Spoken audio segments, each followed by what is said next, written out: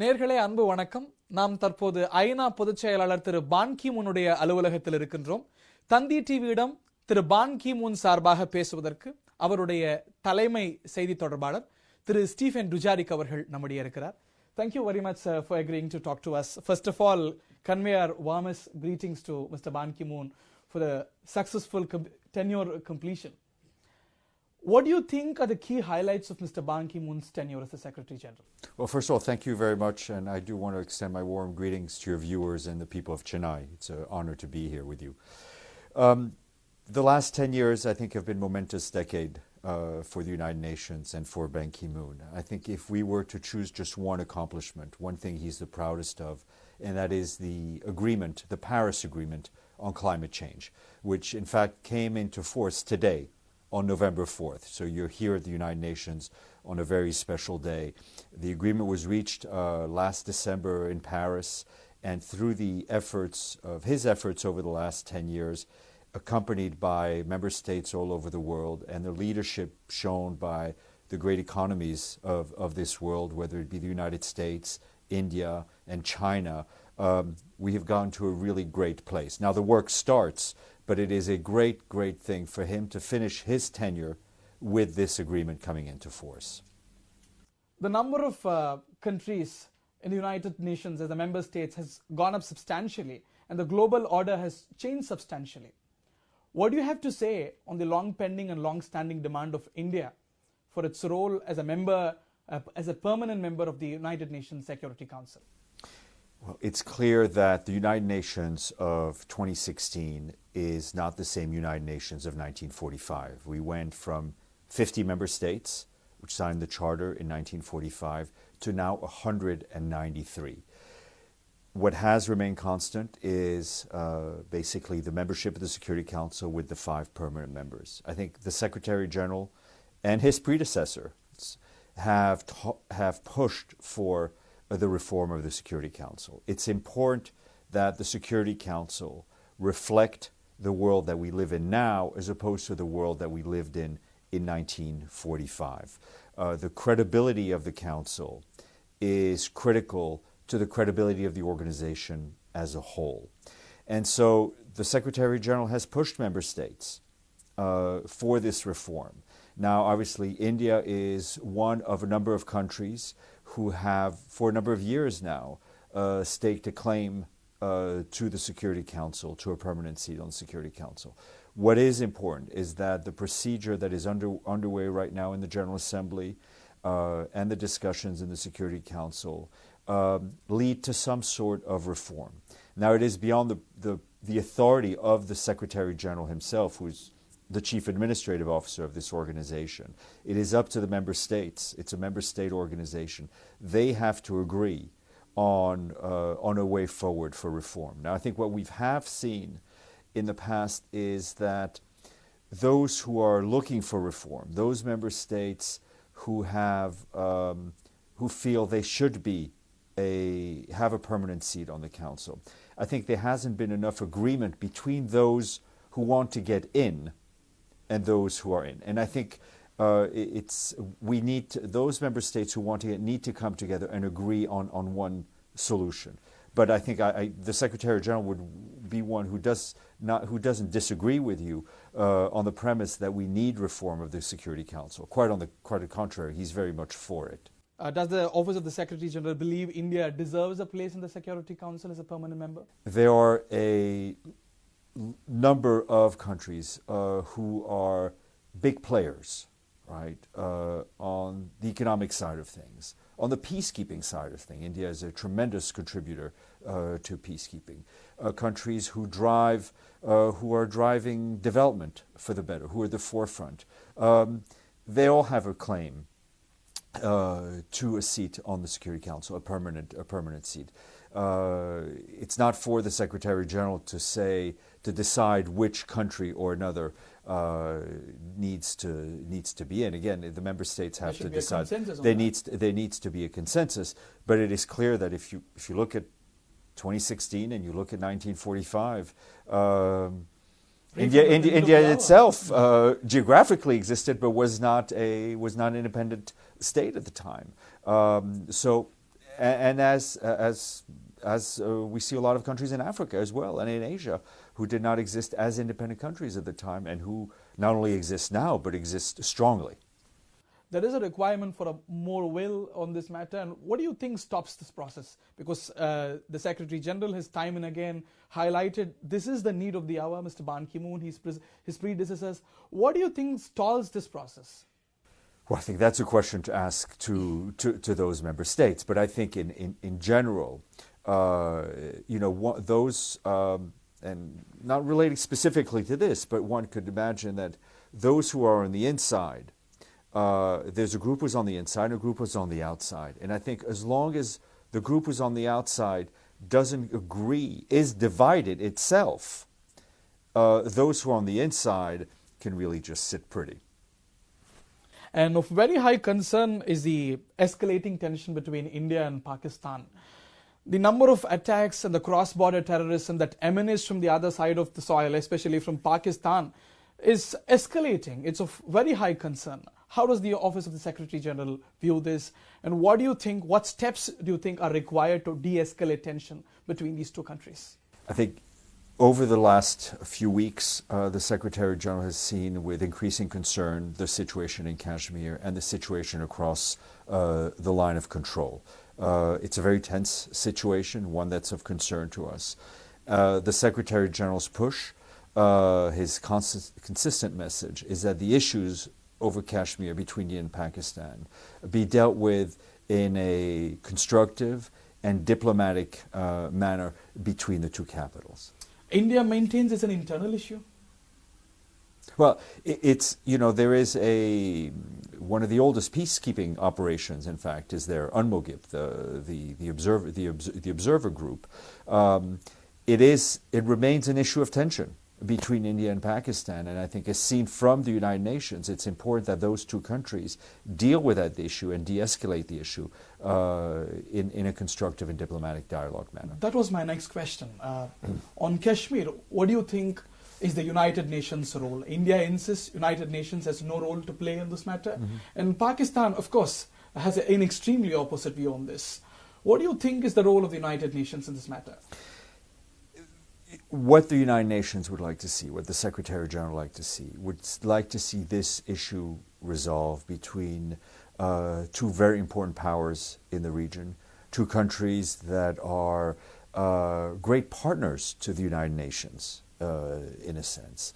But this isn't, it is an issue of concern, but it is one that we strongly feel needs to be resolved between those two countries through constructive dialogue. We have welcomed every time there has been direct talks between either the foreign secretaries of both countries or between the prime ministers. Pakistan has insisted UN has to play a role in the Kashmir issue. India feels the opposite. But do you think UN has any role in this matter, or is it's a bilateral issue between these two countries? I think you've asked the question a number of times. I really, the risk of repeating myself, I don't think I can say much more. All right. Do you think the Secretary General would like to consider playing a role of a mediator between these two countries to de-escalate tensions? The Secretary General's, and I'm not talking about the Kashmir context, but as a rule, the Secretary General is always available for any good offices whenever he is asked. Right.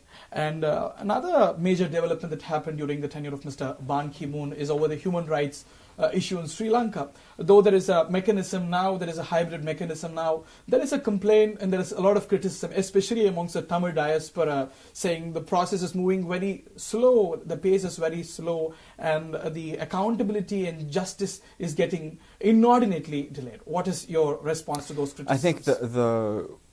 I think if one puts yourself in the shoes of those who have suffered in the past decade and in the past through the history of Sri Lanka, one can understand the frustration at the slow pace of the process. I think the Human Rights Council has given strong guidance. The Secretary General, when he was in Sri Lanka, received commitment from the government to their commitment for accountability. The United Nations is there to accompany the process in as much as we can. The Secretary General went up to Jaffna when he was in Sri Lanka, met with the local population, heard their concerns. And I think for the United Nations, the violence that we saw in Sri Lanka over the last years under the previous government was also a great lesson for us in the sense that we feel that the UN system did let people down. You know, I think people did not, the UN staff didn't speak up enough when human rights were violated. And that has led the Secretary General to develop a policy called Human Rights Up Front, which basically says we need to put human rights at the center of what we do. And that each individual staff member of the United Nations has a responsibility to speak up and to speak up loud when human rights are violated. The worst fears people believe on the hybrid process is coming true. People believe an international process in entirety could have been better. I think we were not in a position to impose a process. So we've seen different models in different places. We've seen a hybrid court in Cambodia. Yes. We've seen UN tribunals in Rwanda, in the former Yugoslavia.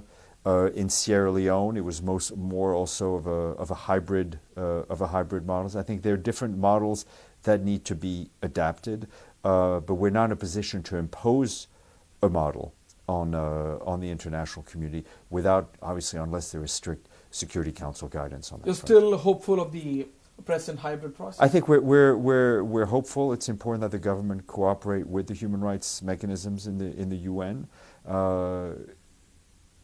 But justice is unfortunately often frustratingly slow for the victims and for the relatives of the victims. There was a lot of complaints of the previous government.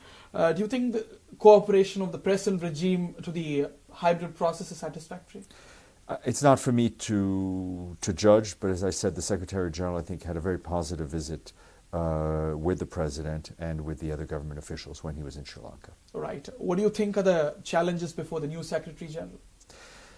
Well, that's, I think there is, I can't speak for him, I can only speak for the current Secretary General, but I think what is clear is that on the longer term, it'll be the implementation of the Paris Agreement, now that it's come into force, to ensure that the Sustainable Development Goals, that anti-poverty global agenda that was adopted in 2015, stays on track.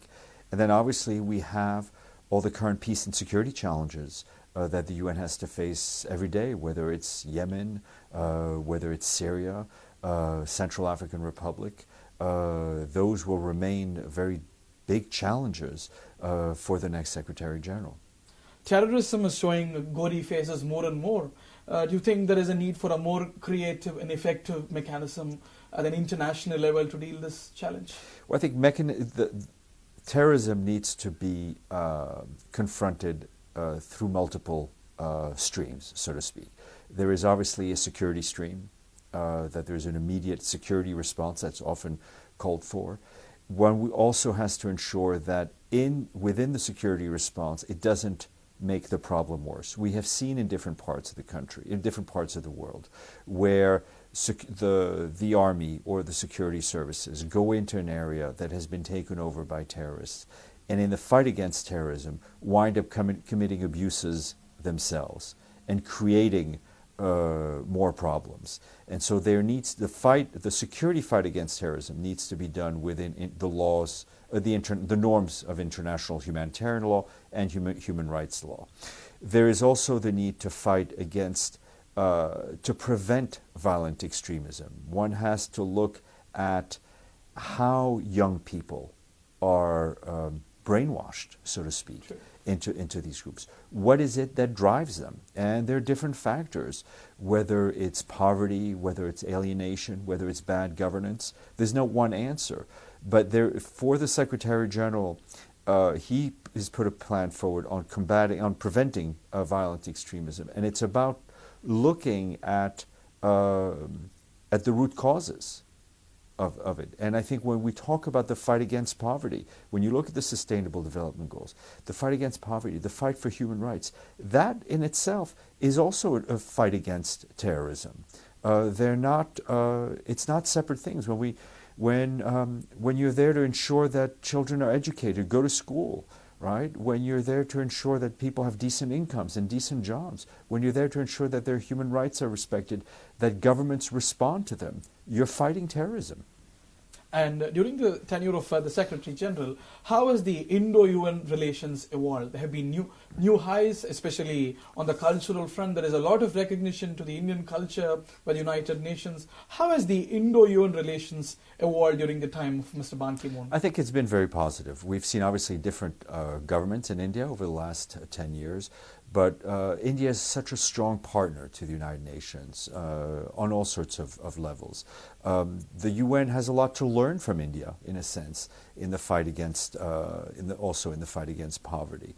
And the UN has a lot to give to India in terms of peacekeeping, in terms of its place in the world, its economic place in the world. The Prime Minister has been a key ally of the Secretary General in the fight against climate change. The fact that he delivered on his promise to ratify the Paris Agreement, I think shows the tremendous support India has for the UN process. And this year, for the first time, Diwali has been celebrated as an official UN holiday, what we call a floating holiday. That's right. So I think and the Yoga Day, these were all exactly new Yoga highs Day, in exactly. And the Secretary General, on a personal note, was stationed in India as a young South Korean diplomat. His son-in-law is Indian, so I think he thinks of India very much as his second home. When we were in India, not more than 2 years ago, in New Delhi, he took the time to go visit his old landlord, and he met the man had passed away, but he saw the wife and the family, people who had rented his home when he was a young diplomat in his, I think, late 20s, early 30s. It was his first post, and so for a long time his chief of staff was Indian, Mr. Nambiar, Vijay Nambiar. And so I think there's a great personal affinity. The connection is very personal. It is indeed very personal. He was in Gujarat to attend a summit. Exactly, yeah, and I think we've welcomed the Prime Minister here. It's a very strong, and we very much hope that relationship will continue. We have no reason to think that it won't. Thank you very much, sir. It was very nice having you. Thank you very much.